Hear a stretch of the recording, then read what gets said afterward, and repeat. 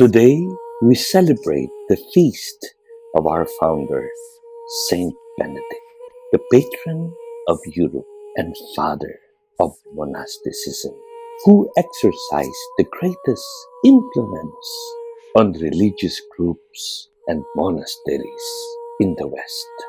The Church has been blessed because of the Benedictine Spirituality, which aims at balance and moderation of life. We acknowledge the Benedictine congregation's contribution to the liturgy, most especially in its actual celebration. Thanks to the long history of abbeys and monasteries around the world, we are grateful to the Benedictines around the globe, which preserved the genuine tradition of worship in the Church. We thank the Benedictine Confederation, from whom the Celestine community adopted Saint Benedict's rule, which offers a precise life of liturgical prayer, study, manual labor, and community life.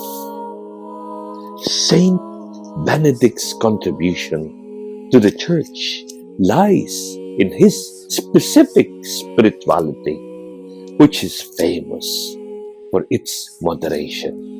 The Benedictine spirit has always shown concern for people and communities.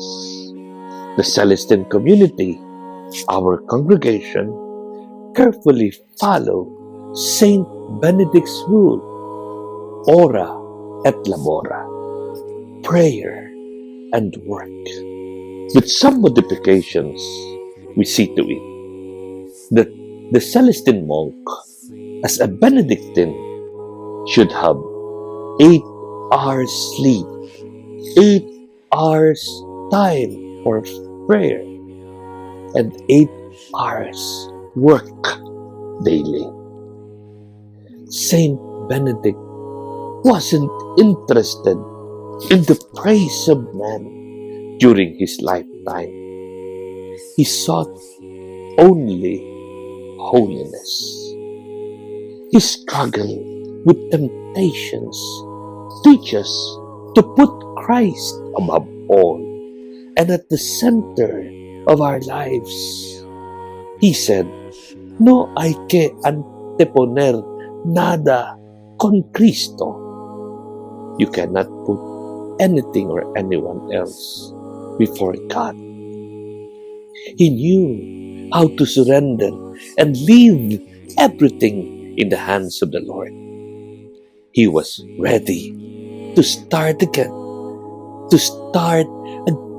and again in his struggle until he succeeded in obeying God's will. His rule constitutes to be the guide not only for monks but also for ordinary people to achieve holiness in moderation and balance of life. The 73 chapters of Saint Benedict's rule encompass both the spiritual and temporal aspects of daily life, most especially in the monastic approach or style of life, even at the center of contemporary settings in cities around the world. Today, we honor the great contribution of our founder to the Church as we go back to his humble beginnings and reflect that we must be moderate, increased, or cut unnecessary things in our life. The world hasn't changed since the time of Benedict. We are still challenged to discover our own special quiet place alone with God, to reflect where we have lost our way or our identity. Saint Benedict invites us to renounce sin and embrace a life of holiness, most especially in this post-modern period, once and for all. And when this happens, God can once more change the course of history, do great things for us, transform us and our society beyond our comprehension and expectations. May we follow the example of Father Benedict and commit ourselves to holy daily living and leave it up to God, to us, as He will. This is what the world badly needs now.